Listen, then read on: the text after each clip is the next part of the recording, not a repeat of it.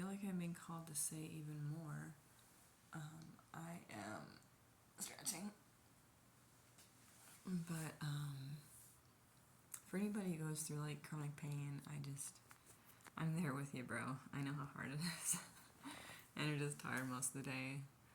Luckily, I got my SSDI in while writing wasn't as painful, but it was still painful. Because I wrote on a practice application that a social worker gave me, and then I had written my story and the other comments part, just what I'd been going through emotionally and physically and mentally, and I think emotionally and mentally are the same thing, but I'm glad they accepted my application. I'm always very grateful I got SSDI because I don't know where I would be today. They could see I was in pain. They could see that my mental health wasn't that great, I suppose. I always am very aware, even when my mental health is not at the finest. But it's been good for a year, and it's been over a year and a half because I started back in mental. They sent me to from jail. North Texas State Hospital.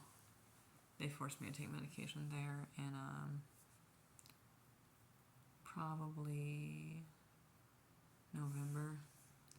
No, it must have been October.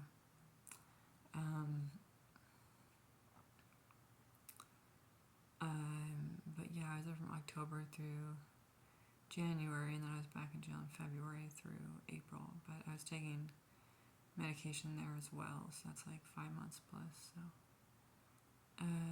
going on almost 2 years, I've been taking medication, so a year and 9 months. But it's made me function a lot better. I know some families and people are against prescription medication, but if you suffered mentally the way I suffered, where it was just persistent, aggravated thoughts just kept popping up in your head about things that were just bothering you so much, and then and trying to do your day through that, it was so difficult to function. But I would function every day because I'm intelligent, I suppose. Who knows about that, but it felt good to say it, so I don't know why I went back.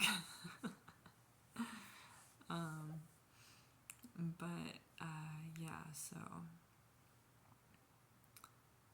I feel very emotional again. Give me time here.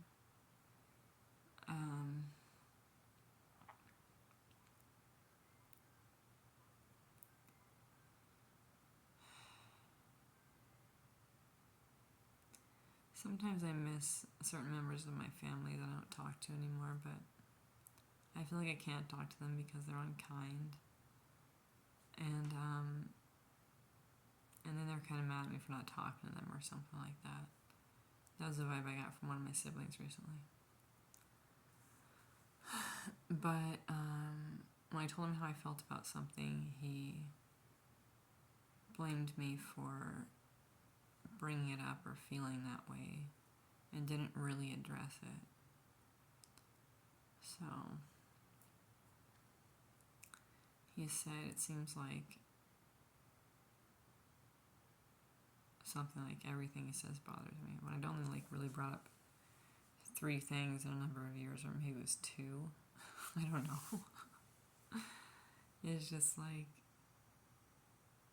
had to bring it up because I had to finally see do you want to be part of my family? Do you want to like me or know me? Apparently not. If you can't even feel a simple you hurt my feelings comment with grace. Because he just kind of brushed aside the main topic of what I brought up and addressed a side part of it. It was about him saying that I was